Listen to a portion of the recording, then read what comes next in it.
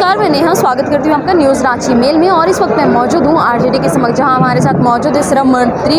हम उनसे ही जानेंगे और बात करेंगे कि सर आज आप लोगों ने कई पार्टियाँ ज्वाइन कर रही है, क्या कुछ है, क्या ये 2024 की तैयारियाँ हैं? 2024 की तैयारी है लोकसभा का, विधानसभा का, और ये तो झांकी है। अभी बहुत लोग अभी संपर्क में हैं, बहुत लोग अभी ज्वाइन करेंगे। ये झांकी है जी।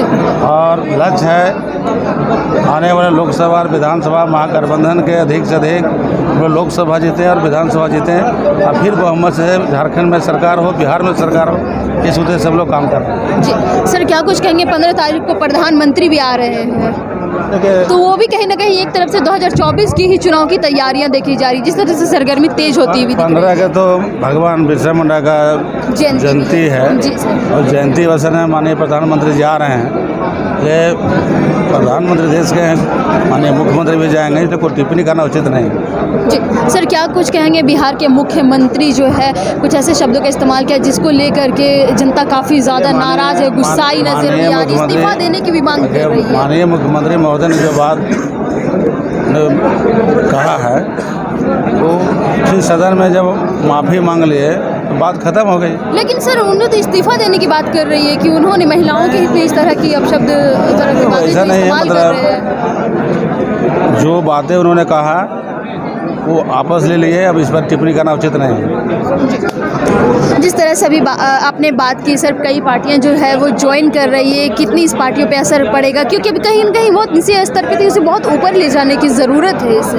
देखिए, तो सभी जो ज्वाइन आज किए हैं, भारतीय जनता पार्टी के लोग ज्वाइन किए हैं, हमको 700 के ज्वाइन कराएंगे। हम लोग को लक्ष्य है महागठबंधन को मजबूत करना, पार्टी को मजबूत करना और पुनः जो विधानसभा हो, लोकसभा हो, चुनाव जीतना। और कौन ज्वाइन कर रहे हैं सर? भाजपा बचाओ देश बचाओ भाजपा भगाओ का नारा जो है कहाँ तक सशक्त होगा? अभी एक आध महीना और इंतजार कीजिए, बहुत लोग ज्वाइन करेंगे। बहुत लोग ज्वाइन करेंगे सर।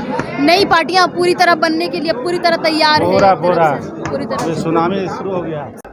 जिस तरह से 2024 की चुनाव की सरगर्मी बिल्कुल तेज़ होती नज़र आ रही, वहीं पर आरजेडी में कई पार्टियां जो है वो ज्वाइन करें। हम उनसे जानेंगे, सर आप पार्टी ज्वाइन कर रहे हैं, क्या कुछ नया रहेगा, क्या कुछ करेंगे इस पार्टी के लिए? फिर पार्टी के लिए हमें जो संगठन के द्वारा जो जिम्मेवारी दी जाएगी उसको बखूबी निभाने का हम प्रयास करेंगे। कितने लोग पार्टी ज्वाइन कर रहे हैं? यहाँ तो अनगिनत हम लोग आए हैं, साथ ही साथ करीब हम 600 का लिस्ट दिए हुए हैं। भारतीय जनता पार्टी के कार्यकर्ता हो, मेरा कार्यकर्ता हो, जो ज्वाइन करने के लिए आज यहाँ पर उपस्थित हैं। क्या ये 2024 की चुनाव की तैयारियां हैं, उसे देखा जाए? देखिए, किसी भी राजनीतिक दल का चुनाव ही एक महापर्व होता है और कहीं न कहीं निश्चित रूप से चुनाव में जब राजनीतिक दल अपना जो जिस विचारधारा से रहता है उस विचारधारा से आकर के उन्होंने विजय हासिल करने के लिए निश्चित रूप से प्रयास करता है। बीजेपी छोड़कर सर आरजेडी का दामन थामने के पीछे की वजह क्या है? देखिए, बीजेपी से छोड़ करके दामन थामने का वजह कोई खास नहीं है। वजह यही है कि हमारे जो आज झारखंड प्रदेश में आदिवासी प्रदेश है, निश्चित रूप से आदिवासी प्रदेश है। आप तमाम देखे होंगे कि पिछले चुनाव में 28 आदिवासी सीट होते हुए भी मात्र बीजेपी 2 सीट पर विजय की। तो कहीं न कहीं निश्चित रूप से आदिवासियों का बीजेपी की ओर से मोह भंग हो रहा है और हमारे जो कार्यकर्ता हैं जो हमें सलाह दिए या प्रेरित किए कि आप सामाजिक न्याय की पार्टी जो लालू यादव जी का है, तेजस्वी जी का है, उसके प्रति हम लोगों का झुकाव हुआ, इसलिए हम लोग। अपना परिचय दीजिए। मेरा नाम रघुपाल सिंह हुआ और पिताजी का नाम श्री मनमोहन सिंह, ग्राम पलया मनिका।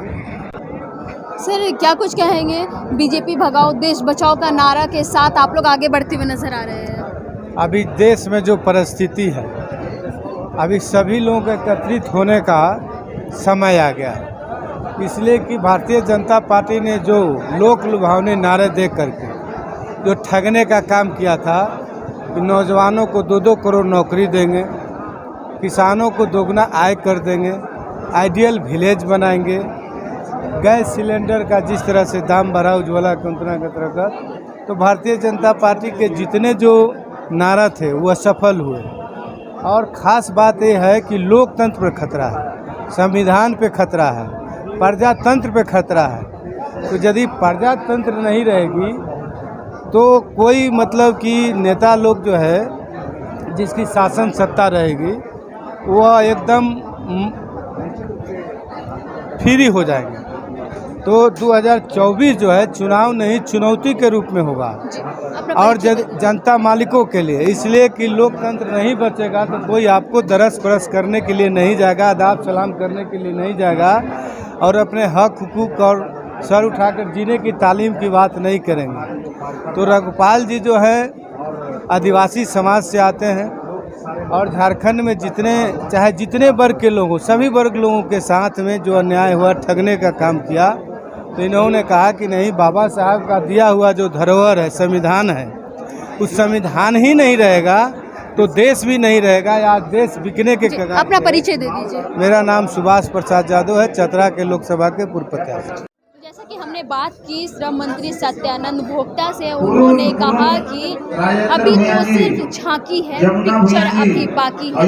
इन नाराओं के साथ उन्होंने कहा कि 2024 के चुनाव की पूरी जोर शोर से तैयारियां चल रही। जैसे लोकसभा विधानसभा चुनाव करीब आता जा रहा, सरगर्मी बिल्कुल तेज होती जा रही है। वहीं हमने दूसरी ओर नीतीश यादव के विषय पे भी बात की। उन्होंने कहा कि दोनों सदनों में उन्होंने माफ़ी भी मांगी है, हालांकि इस बात पे गौर करने की ज़रूरत है।